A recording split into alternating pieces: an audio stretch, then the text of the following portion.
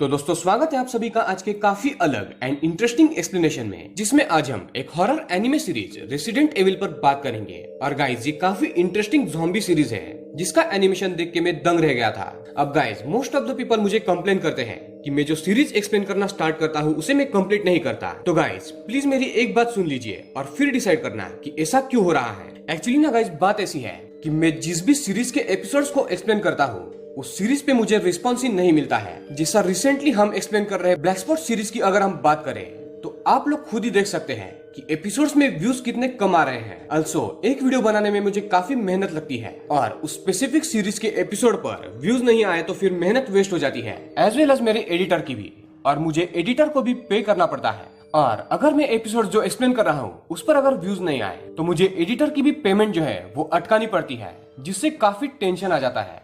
और तो और गाइस आजकल वीडियोस पर ना तो लाइक आते हैं ना कमेंट्स, तो मुझे ये पता ही नहीं चल रहा कि आप में से कितने लोग किसी भी सीरीज के अगले एपिसोड्स को देखना चाहते हैं या नहीं। और फिर व्यूज नहीं आएंगे इस डर से मैं उस सीरीज को एक्सप्लेन करना बंद कर देता हूँ, बिकॉज मुझे बैकएंड में काफी प्रॉब्लम होती है। एंड सॉरी गाइज मुझे आपको ये सब कुछ टेक्निकल चीजें बतानी पड़ रही है। और आप लोग अभी बोल रहे होंगे कि हॉली भाई ने तो रोना स्टार्ट कर दिया, पर गाइज नहीं, ऐसी बात तो नहीं है। बस एक बात मैं क्लियर करना चाहता था कि इन्हीं रीजंस के चलते मैं सीरीज एक्सप्लेन करना कंटिन्यू नहीं कर पाता। तो गाइज आज मैं अगेन लास्ट टाइम इस एनिमे सीरीज रेसिडेंट एविल को एक्सप्लेन करने वाला हूँ, जिसपे मुझे अच्छा रिस्पॉन्स एक्सपेक्टेड है। पर अगर इस वीडियो पर भी व्यूज नहीं आए तो आज के बाद से मैं सिर्फ मूवी एक्सप्लेनेशंस पर ही ज्यादा फोकस करूंगा एंड सीरीज एक्सप्लेन नहीं करूंगा। तो आप लोग इस वीडियो को आज एंड तक जरूर देखना एंड प्लीज वीडियो के एंड होते ही एक जेन्युइनली कमेंट कर देना कि क्या सच में, आई रिपीट, कि क्या सच में आपको इस सीरीज के अगले एपिसोड्स की एक्सप्लेनेशन चाहिए या नहीं। ये मुझे आपने अगर जेन्युइनली बता दिया तभी मैं अगले एपिसोड्स को एक्सप्लेन करूंगा।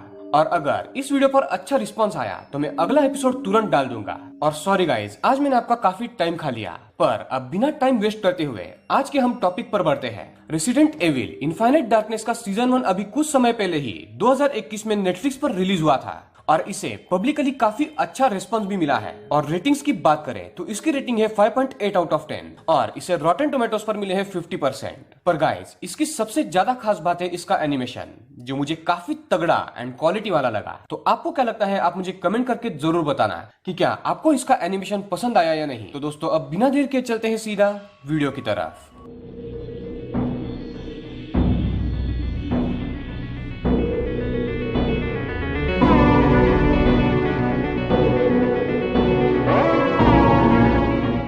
एपिसोड 1 की शुरुआत यूएस में होती है, जहां पर सिविल वॉर चल रहा था, वो भी लोकल पीपल एंड गवर्नमेंट के बीच में। हेलीकॉप्टर्स का झुंड अपने बेस पर जा रहा था, पर तभी उनमें से एक हेलीकॉप्टर पर सिविलियंस हमला कर देते हैं और उसे गिरा दिया जाता है। बाकी हेलीकॉप्टर्स में से एक हेलीकॉप्टर को गवर्नमेंट वहां पर स्टैंड बाय पर रुकने बोलती है और जो बाकी हेलीकॉप्टर्स थे उन्हें बेस पर लौटा दिया जाता है।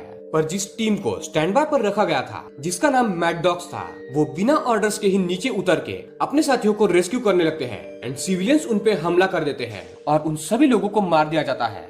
और उसी रात को सभी लोग उनकी लाशों को लटका के उन पे पेट्रोल छिड़क के उन्हें जलाने वाले थे और सभी खुशियां मना रहे थे। इन लोगों ने एक और बच्चे को कैद करके रखा था जो ये सब कुछ अपने आंखों से देख रहा था। और तभी अचानक से जो मरे हुए आर्मी के लोग थे वो ज़ॉम्बी बन जाते हैं और अपनी आंख खोल देते हैं। पर आगे क्या होता है ये हमें दिखाया नहीं जाता है और सीन कट होके हम कहानी को 6 साल बाद की देखते हैं, जहाँ पर सिविल वॉर तो अब खत्म हो चुका था और हम एक एनजीओ में काम करने वाली लड़की क्लेयर को देख पाते हैं, जो लड़ाई में इफेक्ट हुए लोगों की सेवा करती थी। वो एक लड़के से मिलती है जो बात नहीं कर सकता था। और गाइज ये वही लड़का है जिसे हमने पहले सीन में कैद देखा था। उसने एक पेंटिंग बनाई थी जिसमें कई सारे ज़ॉम्बीज ने सबको मार दिया था। एक आइडिया तो मिल जाती है कि उन आर्मी वालों ने जो ज़ॉम्बी में तब्दील हो गए थे उन्होंने सबको मार दिया होगा, वो भी 6 साल पहले। पर अब कहानी बदल चुकी थी और आर्मी ने ज़ॉम्बीज को मार गिराया था। देन हम व्हाइट हाउस के सीन को देख पाते हैं, जिसमें किसी ने व्हाइट हाउस के सिक्योरिटी की जानकारी हैक कर ली थी और इसके बारे में इन्वेस्टिगेशन करने के लिए 4 high level agents Leon, Jason, Shane and Patrick को अपॉइंट किया जाता है। और लियोन जो है वो असल में एक हाई लेवल एंड काफी एक्सपीरियंस्ड आदमी था, जिसने काफी सारे मिशंस अकेले ही हैंडल किए थे, पर उसे आने में थोड़ा टाइम था। इसलिए Jason, Shane and Patrick president से मिलने के लिए जाते हैं और president and defence secretary Wilson से बात करते हैं कि असल में कौन कौन सी इंफॉर्मेशन लीक हुई है और ये किसका काम हो सकता है। तो विल्सन बोलता है कि ये चाइना का काम होगा, ऐसा उसे शक है। पर बाकी सब लोग बोलते हैं कि व्हाइट हाउस की सिक्योरिटी और बाकी कोई भी टेक्निकल चीज यूज करने के लिए पहले प्रेसिडेंट का पासवर्ड चाहिए होता है। तो ये किसी अंदर के आदमी का काम हो सकता है जो शायद प्रेसिडेंट को मारना चाहता है। ये सब कुछ डिस्कशन चल ही रहा था कि व्हाइट हाउस की सारी लाइट्स ऑफ हो जाती है एंड जो बैकअप इन्वर्टर्स एंड जनरेटर्स थे उसे भी कोई बंद कर देता है, जिससे फर्स्ट टाइम पूरे व्हाइट हाउस की लाइट चली जाती है एंड सारे कैमरास भी ऑफ हो गए थे। यानी जो व्हाइट हाउस की सिक्योरिटी इंफॉर्मेशन लीक हुई थी उसका कोई फायदा उठा रहा था। सभी लोग प्रेसिडेंट को गार्ड करते हैं एंड दो एजेंट्स पैट्रिक एंड जेसन अपनी गन लेके व्हाइट हाउस को चेक करने लगते हैं, वो भी अलग अलग होके। तो पैट्रिक को एक आदमी दिखता है जो जख्मी था और वो बोलता है कि उसे एक ज़ॉम्बी ने काटा है और सून वो भी एक ज़ॉम्बी में तब्दील होकर पैट्रिक पर अटैक कर देता है। पैट्रिक उस पर गोली चलाता है पर कोई भी फायदा नहीं था, वो उसके शरीर पर गोली चला रहा था। And guys as we know कि ज़ॉम्बी को उसके सर पर गोली मारने से ही वो मरता है। तो तभी वहाँ पर लियोन जो हाई लेवल मेन एजेंट था और शायद इस सीरीज का हीरो भी, वो वहाँ आके एक हेडशॉट से ज़ॉम्बी को मार देता है एंड सून व्हाइट हाउस में कई सारे ज़ॉम्बीज आ जाते हैं। तो प्रेसिडेंट को बंकर में छुपा के Leon, Patrick, Jason and Shane बाकी गार्ड्स के साथ मिलके ज़ॉम्बीज को मार गिराते हैं एंड सून अटैक को रोक लिया जाता है और प्रेसिडेंट पूरी तरीके से सेफ था। अगले दिन लियोन जेसन से बोलता है कि मुझे नहीं पता था कि ये जो टी वायरस है ये आज तक एग्जिस्ट करता है, बिकॉज इस वायरस को तो 6 साल पहले ही कंट्रोल में लाया गया था। तो जेसन बोलता है कि ये टी वायरस है या नहीं इसका पता लैब की रिपोर्ट्स आने पर ही पता चलेगा, तब तक हम अभी तक कुछ नहीं कह सकते। देन हम क्लेयर को देखते हैं जो एनजीओ के काम से व्हाइट हाउस आई थी। तो वो लियोन से मिलके उसे उस बच्चे के बारे में बताती है और उसे वो उसकी तस्वीर दिखाती है जिसमें कई सारे ज़ॉम्बीज थे जो कई सारे लोगों को मार रहे थे। और गाइज लियोन एंड क्लेयर एक दूसरे को पहले से ही पहचानते थे। ये लोग थोड़ी कुछ और बातें करके अपने अपने काम पर वापस लग जाते हैं। देन डिफेंस सेक्रेटरी विल्सन आके प्रेसिडेंट को बोलता है कि हैकिंग यूनिट से पता चला है कि व्हाइट हाउस की सिक्योरिटी सिस्टम असल में चाइना से हैक हुई थी और इस वायरस के अटैक के चांसेस भी वहीं से हुए हैं। तो सेक्रेटरी प्रेसिडेंट से परमिशन मांगता है कि उन्हें एक सबमरीन दी जाए जिससे ये लोग चाइना में चुपके से घुसेंगे और उस लैब में जाके ये पता करेंगे कि क्या सच में यहीं से सिक्योरिटी सिस्टम हैक हुई थी और क्या ये ज़ॉम्बी वायरस को भी यहीं पर बनाया गया है या नहीं। तो परमिशन मिलते ही एक सबमरीन में कुछ ऑफिसर्स एंड 4 एजेंट्स चाइना के लिए निकल पड़ते हैं एंड जेसन जो था वो लियोन को बोलता है कि वहाँ जाके क्या क्या प्रोटोकॉल्स फॉलो करने हैं इसकी जानकारी वो सबको टाइम पर देगा, जिससे सब एग्री करते हैं। बात होने के बाद जेसन वहाँ से कहीं पर चला जाता है और बाद में लियोन जेसन को बाथरूम में नोटिस करता है जो अपने शरीर में कुछ इंजेक्ट कर रहा था और दर्द के मारे चीख रहा था। तो जेसन ये सब कुछ क्या कर रहा था ये हमें आगे ही पता चलेगा। एपिसोड के आखिरी सीन में हम अगेन 6 साल पहले की कहानी को देख पाते हैं जिसमें उन आर्मी वालों को लोगों ने मार दिया था और उन्हें लटका कर रखा था और उन्हें वो जलाने वाले थे। पर सुन वो मरे हुए जो आर्मी ऑफिसर्स थे वो अपनी आंखें खोल लेते हैं और जैसा हमने अज्यूम किया था कि इन आर्मी वाले ज़ॉम्बीज ने सबको मार दिया होगा, ठीक वैसे ही होता है। सभी आर्मी वाले ज़ॉम्बीज बन के लोगों को मार देते हैं और हाहाकार मच जाता है। तो बेसिकली सवाल यहाँ पर यही थे कि इस वायरस को 6 साल पहले ही खत्म कर दिया गया था, वो भी यूएस आर्मी के द्वारा। तो अगेन आज अचानक से व्हाइट हाउस की सिक्योरिटी की जानकारी चुरा के व्हाइट हाउस में ज़ॉम्बीज को किसने छोड़ा और क्या ये चाइना का काम था या फिर कोई इंटरनल व्यक्ति था जो प्रेसिडेंट को मारना चाहता हो। और यही सब कुछ पता करने के लिए लियोन की टीम सबमरीन से चाइना जा रही थी और आगे जो कुछ भी होगा हमें ये सब कुछ एपिसोड 2 में पता चल ही जाएगा। अब गाइज एपिसोड 2 के स्टार्ट में हम जेसन को देखते हैं जो सबमरीन में था और अपने शरीर में कुछ इंजेक्ट कर रहा था। असल में जेसन मैडडॉग्स नाम के उस टीम का हिस्सा था जिस टीम को हमने एपिसोड 1 के स्टार्ट में बिना ऑर्डर फॉलो किए ही हेलीकॉप्टर से उतरते हुए देखा था, वो भी अपने फेलो आर्मी वालों को बचाने के लिए। और सिविलियंस ने कई सारे आर्मी वालों को पकड़ के उन्हें मार दिया था। पर जेसन एंड एक और ऐसा बंदा था जो 2 लोग वहाँ से जिंदा निकल पाए थे। तो आज भी जेसन को दौरे पड़ते थे 6 साल पहले हुए इस इंसिडेंट के लिए और इसीलिए वो एंटी डिप्रेसेंट का इंजेक्शन लेता था। दूसरी तरफ हम क्लियर को देखते हैं जो मैडडॉग्स के टीम पर रिसर्च कर रही थी और इसमें हमें जेसन की टीम मैडडॉग्स का फ्लैशबैक दिखाया जाता है जिसमें जेसन एंड उसकी टीम एक बंदे को रेस्क्यू कर लेती है पर वो सून मारा जाता है एंड ज़ॉम्बी बनकर सब पर हमला करने लगता है। कहीं ना कहीं क्लियर को लग रहा था कि इन अटैक्स के पीछे यूएस के डिफेंस सेक्रेटरी विल्सन का हाथ हो सकता है और ऐसा उसे क्यों लग रहा था इसकी जानकारी हमें आगे पता चलेगी। यहाँ हम सबमरीन में किसी ऐसी चीज को देख पाते हैं जो इस सबमरीन में मौजूद क्रू को काट रही थी और उन्हें जान से मार रही थी। और इस बात से बेखबर लियोन एंड जेसन बातें कर रहे थे, वो भी अपने प्रीवियस मिशंस के बारे में। और उसमें लियोन एक मुद्दा उठाता है कि जब वो न्यू ज्वाइन हुआ था तो उसे एक सिटी में लोगों को ज़ॉम्बीज से बचाने के लिए भेजा गया था और सभी रेस्क्यूअर्स अच्छा काम कर रहे थे और कई सारे लोगों को इन्होंने बचा भी लिया था। पर तभी यूएस गवर्नमेंट ने ऑर्डर दिया कि वो लोग पूरी सिटी को ही उड़ा रहे हैं, जबकि वहाँ पर कई सारे लोग फैमिली जिंदा बचे हुए थे। मजबूरन रेस्क्यू टीम्स को भी पीछे हटना पड़ा और गवर्नमेंट ने पूरी सिटी को उड़ा दिया ताकि ज़ॉम्बी वायरस ना फैले। और ऐसे ही कई सारे सिटीज को उड़ाया गया था जिसमें कई सारे बेगुनाह मासूम लोग मारे गए थे। तो लियोन का कहना था कि वो लोगों को नहीं बचा पाया और इसके लिए वो अपने आप को जिम्मेदार मानता है। पर जेसन बोलता है कि देश को बचाने के लिए सिटीज को उड़ाना जरूरी था। पर लियोन अगेन आर्ग्यू करता है कि नहीं, अगर देश के लोग ही नहीं रहेंगे तो देश बचा के क्या फायदा।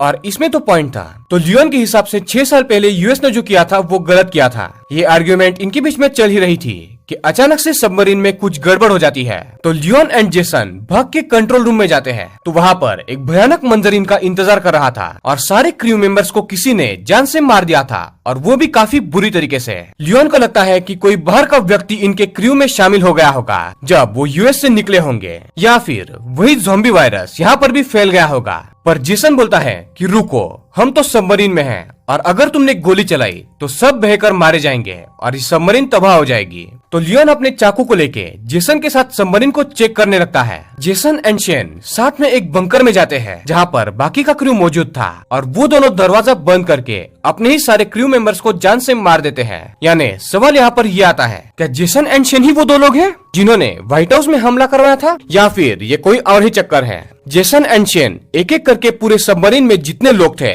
उन्हें जान से मार रहे थे और लियोन जो पीछे से छानबीन करता हुआ अकेला आ रहा था वो ये समझ ही नहीं पा रहा था कि सब लोग कैसे मर रहे हैं। और सुन वो नोटिस करता है कि जो लोग मरे हुए हैं उनके शरीर से कुछ बाहर आ रहा है और वो कुछ और नहीं एक बायोकेमिकल वेपन था जो असल में चूहे की तरह लग रहा था पर असल में वो ज़ॉम्बी फॉर्म में था। और ये बायो वेपन इंसानी शरीर में घुसकर उन्हें ज़ॉम्बी में बदल रहा था और इसीलिए शायद गाइस जेसन एंड शेन अपने ही क्रू मेंबर्स को मार रहे थे इसी डर से कि कहीं ये वायरस इनके अंदर ना घुस जाए। और उन्होंने वही टेक्निक अपनाई थी जो 6 साल पहले यूएस ने अपनाई थी। यूएस गवर्नमेंट ने 6 साल पहले वायरस ना फैले इसके लिए कई सारी सिटीज को उड़ा दिया था जिसमें कई सारे मासूम लोग मारे गए थे।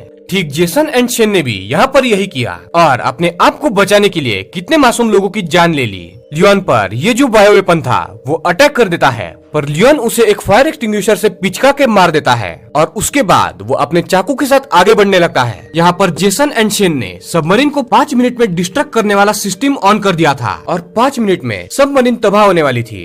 तो लियोन को वार्निंग मिलते ही वो भागने लगता है। तो कुछ ही समय में भागते हुए उसे रास्ते पर कई सारे बायो वेपन्स चूहे दिखते हैं जिनकी संख्या काफी बढ़ गई थी। लियोन तुरंत दिमाग लगाता है और एक कुल्हाड़ी को निकाल के वहाँ पास में ही पड़े पाइप को ऑन करता है और जैसे ही ये चूहे उसके पास आने लगते हैं लियोन उस कुल्हाड़ी से एक वायर को काट देता है जिससे इलेक्ट्रिसिटी पानी में उतर जाती है और सभी चूहे करंट लगने के चलते मारे जाते हैं। सुन लियोन ऊपर चढ़ के जेसन एंड शेन को ज्वाइन करता है एंड ये लोग एक एग्जिट शिप से वहाँ से निकल जाते हैं और उसके तुरंत बाद सबमरीन तबाह हो जाती है। फिर Leon Jason and Shane secretly China में घुस के एक घर में छुपते हैं जहाँ पर शेन ने पहले से ही किसी लोकल की मदद से वहाँ पर घर में गन्स एंड पैसों का इंतजाम करके रखा था और साथ ही में एक लैपटॉप का भी। सभी घर में सामान इकट्ठा करते हैं एंड लियोन पूछता है कि असल में क्या प्लान है। अब हम चाइना तो आ गए पर आगे क्या करना है। और तो और लियोन एक और सवाल पूछता है कि तुमने सभी सबमरीन के लोगों को क्यों मार दिया और तुम्हें कैसे पता चला कि सबमरीन में ये बायोकेमिकल वेपन घुस चुका है। तो जेसन बोलता है कि वो एंड शेन एक सेपरेट मिशन पर काम कर रहे हैं जिसमें वो यूएस गवर्नमेंट में काम कर रहे कुछ ऐसे लोगों को ढूंढ रहे हैं जिनका इस बायोकेमिकल वेपन बनाने का प्लान था। और जब वो फेल हो गया तो उन्होंने चाइना पर इल्जाम लगा दिया एंड जेसन को शक था कि डिफेंस सेक्रेटरी विल्सन का ये काम हो सकता है और शायद डिफेंस सेक्रेटरी विल्सन ने ही बायोकेमिकल वेपन बना के सबको मार देने का प्लान किया होगा ताकि उसके हाथ में पावर आए और वो प्रेसिडेंट बने। और जब वो फेल हो गया तो उसने चाइना पर इल्जाम लगा दिया। पर लियोन जेसन की बातों पर यकीन नहीं करता और करता भी क्यों, बिकॉज जेसन के पास कोई भी ठोस सबूत नहीं था, वो भी विल्सन के खिलाफ। और तो और अगर ये विल्सन ने किया भी होता तो इस वायरस को फैला के उसका ज्यादा फायदा तो नहीं होने वाला था, बिकॉज अगर सभी लोग ज़ॉम्बी बन जाते हैं तो विल्सन प्रेसिडेंट बन के करता क्या। तो जेसन बोलता है कि यही सब कुछ वो पता करने के लिए इस सीक्रेट मिशन पर है और उसे पहले से ही इस बात पर शक था कि शायद विल्सन का ही एक काम हो सकता है, बिकॉज उसके ही हाथ में प्रेसिडेंट के बाद सबसे ज्यादा पावर है। और जेसन लियोन को रिक्वेस्ट करता है कि वो उसकी मदद करे इस मिशन में, पर लियोन साफ साफ मना कर देता है। तो जेसन को इस बात से गुस्सा आता है और वो अपनी गन उठा के लियोन पर तान देता है। अब लियोन के पास कोई भी चारा नहीं था, वो अपने हाथ में गन लेके जेसन को उड़ा देता है, जिसके चलते जेसन की तुरंत मौत हो जाती है। शेन जो छुप कर ये सब कुछ देख रही थी, वो लियोन पर गोली चलाती है और कुछ देर फायर एक्सचेंज होने के बाद वो वहाँ से भाग जाती है। एंड अब से लियोन चाइना में अकेला था और उसे क्या करना है ये भी उसे मालूम नहीं था। तो आगे वो अब क्या करेगा? क्या चाइनीज गवर्नमेंट उसे पकड़ लेगी? और गाइस, इस डिफेंस सेक्रेटरी का भी कुछ झोल है, बिकॉज एनजीओ में काम करने वाली क्लेयर के हिसाब से भी सेक्रेटरी विल्सन का ही इस ज़ॉम्बी वायरस फैलाने में हाथ था। और अब जेसन एंड शेन को भी यही शक था और इसलिए ये दोनों उस पर रिसर्च कर रहे थे। पर लियोन ने जेसन की बात नहीं मानी एंड जेसन को उसने मार दिया। अब आगे के एपिसोड में बहुत कुछ होने वाला है, तो अगले एपिसोड में काफी मजा आएगा। तो एपिसोड 3 की शुरुआत में हम एनजीओ में काम करने वाली क्लेयर को देखते हैं, जो डिफेंस सेक्रेटरी विल्सन के बारे में पता कर रही थी। वो एक farmer mad dogs army unit के जवान के घर पर जाती है और वो घर एक खंडर था। सुन उसे उसके अंदर एक लाश मिलती है और ऐसा लग रहा था मानो कि इस आदमी ने शॉटगन से अपने आप को उड़ा दिया था। और क्लेयर ने ये रिसर्च की थी कि मैड डॉग्स वाले आर्मी यूनिट्स में जितने भी लोग जिंदा थे, उन लोगों ने एक एक करके सुसाइड कर ली थी। और इसका क्या रीजन था, इसके बारे में किसी को भी कुछ भी नहीं पता। और ऐसा लग रहा था मानो कि ये जो आदमी यहाँ पर मरा पड़ा है, वो भी इन्हीं सुसाइड करने वालों में से एक था। और गाइस, पिछली वीडियो में यानी कि एपिसोड 2 के एक्सप्लेनेशन में मैंने आपको कहा था कि मैड डॉग्स वाले यूनिट में सिर्फ जेसन एंड एक और बंदा बचा था, राइट? पर नहीं, असल में बात तो कुछ और ही थी। और यहाँ से हमें बहुत कुछ डिटेल में पता चलने वाला है कि असल में मैड डॉग्स के साथ हुआ क्या था। हम दूसरी तरफ शेन को देखते हैं, जो लियोन से बच के भाग निकली थी। और असल में शेन के जो दादाजी थे वो चाइना में ही रहते थे, तो वो अपने ही दादाजी के घर पर आ जाती है। और यहाँ पर हम एक आदमी को देखते हैं जो बेड पर पड़ा हुआ था और उसकी ट्रीटमेंट की जा रही थी। शेन का पीछा लियोन कर रहा था और वो भी उसके पीछे पीछे उसके दादाजी के घर पर आ जाता है और शेन को सब चीजें डिटेल में बताने के लिए कहता है कि असल में पास्ट में क्या क्या हुआ था, कि कैसे 6 साल पहले सिविल वॉर के समय में सिविलियंस ने एक आर्मी हेलीकॉप्टर को गिरा दिया था और उनमें सवार आर्मी जवानों को मार दिया था। और उन सिविलियंस में कुछ लोग ज़ॉम्बीज भी थे, जिन ज़ॉम्बीज को डिफेंस सेक्रेटरी विल्सन ने बनाया था। तो 6 साल पहले अपने फेलो आर्मी मेंस को बचाने के लिए जेसन की मैड डॉग टीम फील्ड में उतरी और उन्होंने उन ज़ॉम्बीज एंड सिविलियंस से एक आर्मी मैन को रेस्क्यू कर लिया और वो उन सबको मार के एक बिल्डिंग में छुप गए। पर सुन, जिस आर्मी मैन को इन लोगों ने रेस्क्यू किया था वो बीमार होने लगा। और तो और मैड डॉग्स का जो हेलीकॉप्टर था वो भी अपने बेस पर लौट चुका था। तो जेसन एंड उसकी टीम यहाँ पर फंस चुकी थी और उनका यहाँ से जल्दी निकलना पॉसिबल ही नहीं था। ये लोग मदद मिलने तक उसी बिल्डिंग में छुपे रहते हैं और जैसे ही रात होती है, उस बिल्डिंग में कई सारे ज़ॉम्बीज अटैक कर देते हैं और जेसन के समेत सारे आर्मी मैन जो वहाँ पर मौजूद थे उन सबको काट लिया जाता है। तो जिस आर्मी मैन को मैड डॉग्स की यूनिट ने बचाया था, वो जेसन को बोलता है कि ये असल में ज़ॉम्बीज है जो विल्सन ने बनाए हैं और इन ज़ॉम्बीज ने अब तुम्हें काट लिया है, तो तुम भी उन जैसे बन सकते हो। अगर तुम्हें उन जैसा नहीं बनना है तो इस वायरस का एंटीडोट ले लो जो उसके जेब में पड़ा है, और तो और ये सबको इंजेक्ट कर दो। और आगे वो ये बोलता है कि तुम्हें ये एंटीडोट रोज लेना पड़ेगा, वरना तुम भी ज़ॉम्बी बन जाओगे। और शेन बोलती है कि जिस बंदे ने ये सब कुछ जानकारी जेसन को उस समय दी थी, वो बंदा कोई और नहीं, शेन का भाई जुनसी था। जी हाँ गाइज, और ये वही बंदा है जो अभी इस दादाजी के घर में बेड पर पड़ा हुआ है। और इसी बंदे ने उस समय जेसन एंड सारे मैड डॉग्स के यूनिट को एंटीडोट देके उनकी जान बचाई थी। पर विल्सन को उस समय खतरा महसूस हुआ और उसने जून ली को, जिसे उसकी पूरी सच्चाई मालूम थी, उसे मरवाने के लिए अपने आदमी को भेज दिया। पर जेसन ने जूनसी के दादाजी को कॉल करके एक फ्लाइट को अरेंज करवाया और उसे वो चाइना में उसके दादाजी के घर पर ले आया। और बाद में मैड डॉग्स की टीम यानी कि जेसन की टीम अपने बेस पर वापस लौट आई और विल्सन को लगा कि उसके आदमियों ने जूनसी को मार दिया होगा, पर नहीं, वो अभी भी जिंदा था और चाइना में सुरक्षित था। देन शेन बोलती है कि जेसन हर रोज वही एंटीडोट लेता था जिससे वो ज़ॉम्बी ना बने। और तो और उसकी तरह मैड डॉग्स के जितने भी लोग थे जो वहाँ से जिंदा निकले थे, वो भी हर रोज ये एंटीडोट लेते थे। पर वो ऐसी जिंदगी से तंग आ चुके थे और मोस्ट ऑफ द लोग रोज ये एंटीडोट लेने के चलते पागल होने लगे थे। और तंग आकर उन सब लोगों ने एक एक करके सुसाइड करना स्टार्ट कर दिया। और गाइस, जिस आदमी के लाश को एनजीओ में काम करने वाली क्लेयर ने एपिसोड के स्टार्ट में ढूंढा था, वो भी जेसन की तरह मैड डॉग्स का एक हिस्सा था और उसे भी उस समय ज़ॉम्बी ने काट लिया था। पर फिर भी वो 4-5 साल तक ये एंटीडोट लेके जिंदा रहा था। और तंग आके उसने आखिर में खुदकुशी कर ली। और गाइस, जेसन अकेला ऐसा बंदा था जो विल्सन को एक्सपोज करना चाहता था, बिकॉज जेसन का ये कहना था कि विल्सन ने अपने ही देश के लोगों के साथ पावर पाने के लिए ये जुल्म किया है। लियोन इतनी सच्चाई जान के दंग रह जाता है। फिर शेन एक और अहम बात बताती है कि उसके पास एक ऐसी चिप है जिस चिप को विल्सन फार्मास्यूटिकल कंपनीज के साथ मिलकर बनाता था, और उन चिप्स को आर्मी मैन एंड लोगों के शरीर में फिट करवा दिया जाता था, और बाद में उस चिप के चलते शरीर में एक ऐसा वायरस बनता था जिससे लोग ज़ॉम्बीज बन जाते थे और एक दूसरे को मारने लगते थे। और शेन बोलती है कि ये चिप उसके पास है और वो जेसन को एक आदमी से मिली थी। और आगे शेन ये भी बोलती है कि विल्सन ने इस चिप को बनाने वाला खेल अब बंद कर दिया है और उसने अब चूहे जैसे ज़ॉम्बीज को बनाया है जो लोगों के शरीर में घुस के उन्हें या तो मार देते हैं या तो उन्हें ज़ॉम्बी बना देते हैं। तो उसका कहना था कि हम दोनों मिलके चिप को मीडिया में दे देते हैं जिससे डिफेंस सेक्रेटरी विल्सन एक्सपोज हो जाएगा। और ये बातें इनकी चल ही रही थी कि शायद विल्सन के कानों तक ये खबर पहुंच जाती है और वो ड्रोन से सीधा शेन के दादाजी के घर पर बॉम्ब गिरा देता है जिससे उसका बीमार भाई जून एंड उसके दादाजी मारे जाते हैं। पर लियोन जो है वो शेन को लेके वहाँ से बाहर भाग आता है। असल में दादाजी भी इनके साथ भाग सकते थे पर उनकी जान अपने बीमार पोते में अटकी हुई थी। तो बिल्डिंग का कोई बड़ा पत्थर अपने पोते पर ना गिरे इसीलिए वो उसके ऊपर अपने आप को झोंक देते हैं और उसके बाद वो मारे जाते हैं। एपिसोड के एंड वाले सीन में अब लियोन काफी कंफ्यूज था और उसे कहीं ना कहीं ऐसा लगने लगा था कि उसने जेसन को मार के गलती कर दी, पर फिर भी वो सिर्फ एक तरफा शेन की बात सुन के डायरेक्ट यूएस डिफेंस सेक्रेटरी के खिलाफ नहीं जा सकता था। तो वो ये डिसाइड करता है कि वो इस बात के तह तक जाएगा।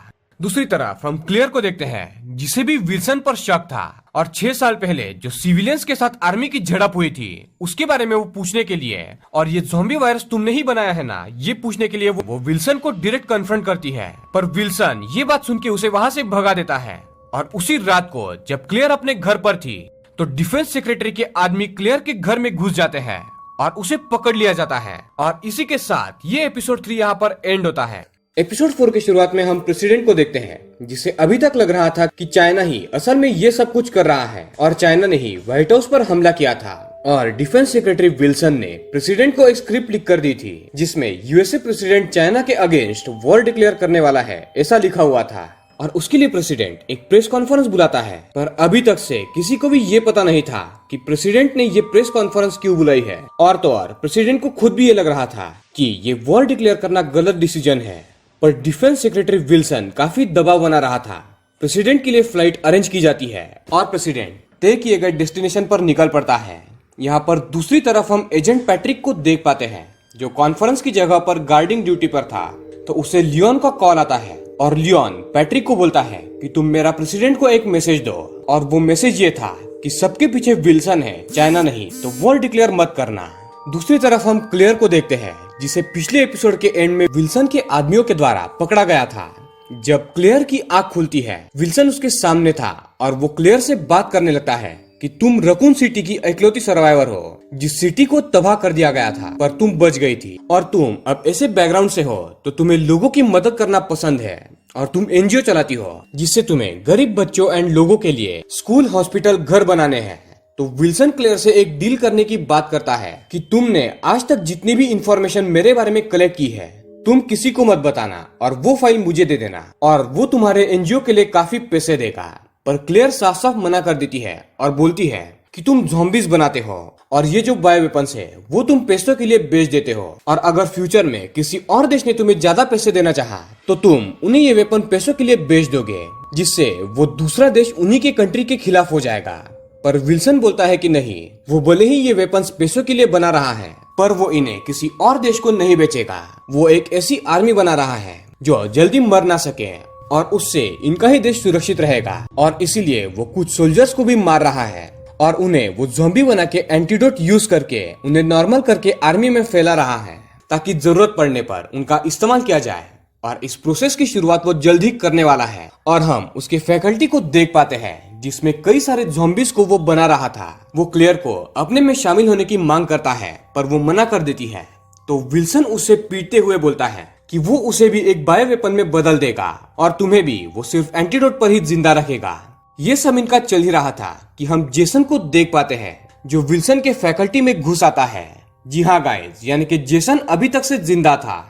आखिर वो एक गोली से मर भी कैसे सकता था वो 6 साल से ज़ॉम्बी था और एंटीडोट से वो जिंदा बचा हुआ था, तो लियोन की एक गोली उसका क्या ही बिगाड़ सकती थी। लियोन एंड शेन भी चाइना से अगेन यूएसए आ चुके थे एंड जो चिप शेन के पास थी जिसमें विल्सन के खिलाफ काफी सबूत थे, उस चिप को रीड करके ये लोग इस फैकल्टी तक पहुंच चुके थे। विल्सन जेसन के पास जाता है उससे बात करने के लिए और यही उसकी सबसे बड़ी गलती थी। जेसन अब 6 साल से एंटीडोट लेके पागल हो चुका था और वो गुस्से में विल्सन को मारने लगता है। वो एक बड़े से ज़ॉम्बी में तब्दील हो जाता है। देन उसके बाद वो उसे इन्फेक्ट करके बेहोश कर देता है। यानी कि अब विल्सन जो था वो भी ज़ॉम्बी बनने वाला था और अभी वो इन्फेक्टेड था। और ये फैकल्टी ऐसे सिस्टम से बनी थी जिसमें कोई अगर विल्सन को मारे पीटे या फिर उसे इन्फेक्ट करे तो ये फैकल्टी एसिड से भर जाएगी और जितने ज़ॉम्बीज यहाँ पर बन रहे हैं उन्हें एसिड में गला दिया जाएगा ताकि विल्सन के खिलाफ कोई भी सबूत ना मिले। तो ऐसे ही होता है और ये फैकल्टी में एसिड भरने लगता है और ज़ॉम्बीज को गला दिया जाता है। यहाँ पर नीचे अभी तक क्लेयर बंधी हुई थी तो उसकी चेयर भी धीरे धीरे गलने लगती है, पर वो अपने आप को किसी तरह आजाद कर लेती है और थोड़ा ऊपर आके बैठती है। यहाँ पर लियोन जेसन को रोकने की कोशिश करता है पर जेसन कुछ भी सुनने के हालत में नहीं था। लियोन उस पर गोली चलाता है तो जेसन गुस्से में उसके ऊपर पूरा फ्लोर उखाड़ के एसिड में उसे फेंकने की कोशिश करता है, पर लियोन किसी तरह बच जाता है। पर जेसन के हत्थे शेन चढ़ जाती है एंड शेन को मार दिया जाता है जेसन के द्वारा। यहाँ पर फैकल्टी में सब कुछ तबाह हो रहा था।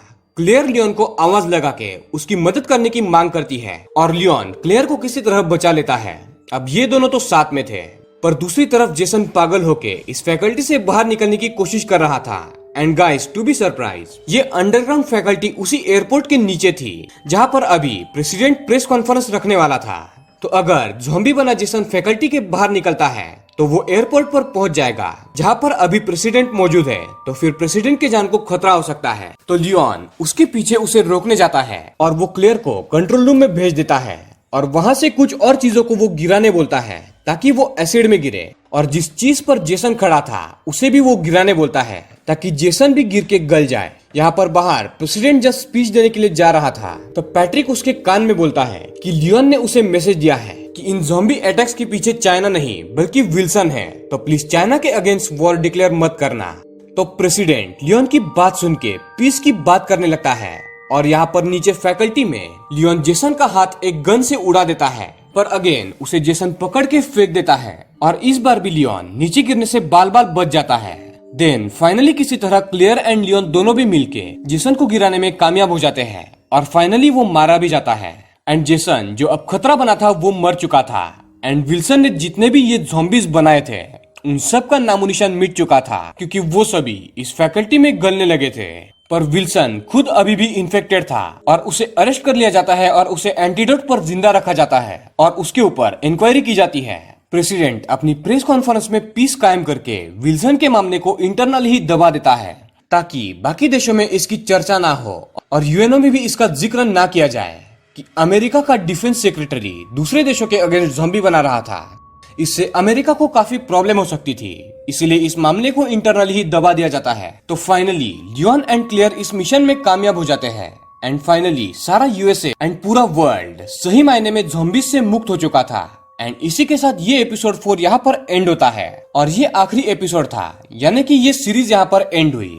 तो दोस्तों ये थी रेसिडेंट एविल इनफाइनाइट डार्कनेस की पूरी सीरीज की डिटेल एक्सप्लेनेशन। आई होप कि आपको ये चारों एपिसोड्स पसंद आए होंगे। तो गाइज इस वीडियो को लाइक करना एंड चैनल को भी सब्सक्राइब करके बेल आइकॉन ऑल पर कर देना ताकि आपको ऐसी इंटरेस्टिंग वीडियोस की नोटिफिकेशन हमेशा मिलती रहे। तो दोस्तों मिलते हैं ऐसी किसी अगली इंटरेस्टिंग वीडियो में, तब तक के लिए पीस आउट।